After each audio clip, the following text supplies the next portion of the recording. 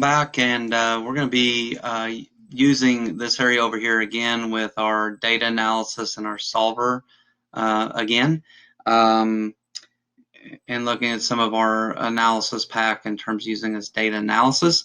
We're also going to go into our insert and add a chart that are going to go into these maps, which are pretty cool. So the first part, make sure you have this analysis tool pack again loaded, which if you don't is under File and Options again, and under Add-ins, make sure you go down here to Go and make sure that your analysis tool pack is added. That can be turned on off depending on if you need to use it or not. Textbooks talks about turning it on and off. We're going to first do some descriptive statistics, which are summary measures for a data range, things like the mean or average, maximum, minimum, the mode, standard deviation of the range, and so forth. So these are a combination of all those math and trig categories. And then also the descriptive statistics command will create a summary report of these values that we're going to be able to look at. And we're going to create one of those. The textbook shows one of these. It's pretty easy to do, and you can see like on this one we have a range that we've got of data, and we're going to look at like the sold here, the average, the mode, which is the most occurring one, the standard deviation, and so forth. Also, the moving average is covered in your textbook as well. What it does is it calculates a series of averages and sets of values. Paradise Lakes, for example, tracks average of 3-month rental revenues, and on April they calculate an average from January to March. On May they average February to April, and so forth. At the end of the year, they average all the averages, and then the moving average smooths out any unequal periods of time to kind of give a more cohesive look at what's going on. And the moving average command analyzes past results and predicts future, and it just creates a chart that you can look at. Also, a histogram is covered in this part. It's a column chart that illustrates the frequency of each data point, and the histogram is part of the tool pack that we'll be looking at that we've already done, but that's covered in this section as well. There's a picture in your textbook of what one of those would look like. And then we're going to do a map chart, which actually is creating a map. And we've seen a lot of that recently when we look at the outbreak that's going on with the coronavirus in terms of how they show a map of the US and they show all the different hot spots. So we've added this. So what we're going to do is we're going to go here to our product 101 and do some of these descriptive statistics. So, and it doesn't matter where we're at on this right now, but I'm going to go here into my data tab and go to data analysis. And the first one that we're going to do is some of these descriptive statistics. This is in alphabetical order. We click OK and it creates a dialog box. So the input ranges that we're going to look for is B4 to B28. So if that's not selected, you just come here and you select B4 to B28. Puts it in absolute cell references for us. Notice we also got the header in that as well. Verify that the columns radio button is selected, which it is. And we do have a label in the first row. That's the word sold. So if we would have selected B5 to B28, we would not check that particular box.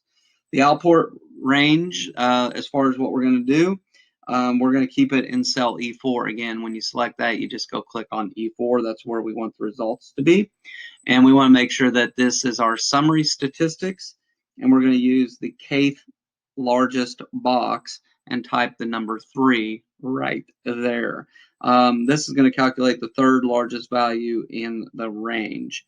When we click OK, it runs it for us, and we can size these, and that's all of our averages that we can look at. And the mean, that's the average of these numbers. The median means half the numbers fall above and half below. The mode is the most occurring occasion, is 12 of these. Standard deviation. So some of these different statistics that we could do individually, it does them all at once. So another thing we can do is what's called that moving average. So I'm going to click outside and I'm going to go to data again and go to data analysis and do a moving average. Click OK on this one. So again, we get a dialog box. And for the range on this one, we're going to select B5 to B28 without the label in the first one. And for the interval box, we're going to choose 3 to average groups of 3 cells in the range, and that can change how the moving average will look. And the output range, we're going to put this in cell E21, which again, you just click and then go click on E21. We're going to do the chart output box, which is right down here, and then you click OK. Now, you'll have to fill these in. I went ahead and already did these once. That's why you see them. So that's what a moving average looks like. And then I'm going to move this down to G21. I'm going to make this bigger as well, down to Q44. So it's nice and big and easy to read. Okay, so that's showing the different data points and the values and showing the history based upon the past.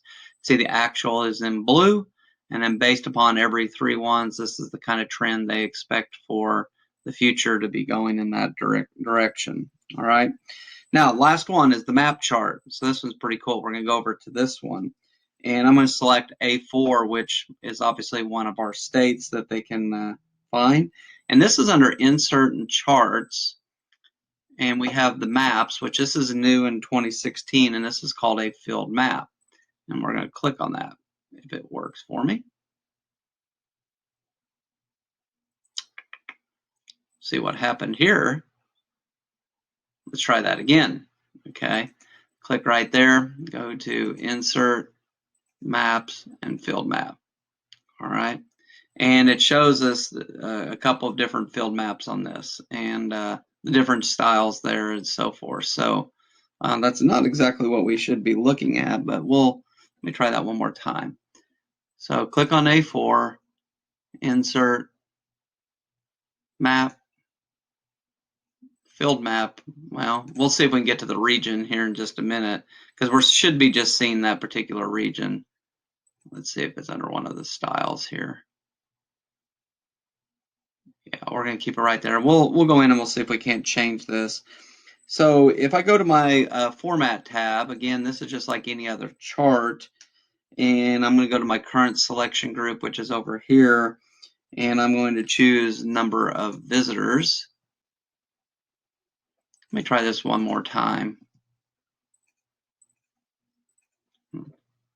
I saw it pop up just real quick, but if it does this time, we'll see if we can get it going.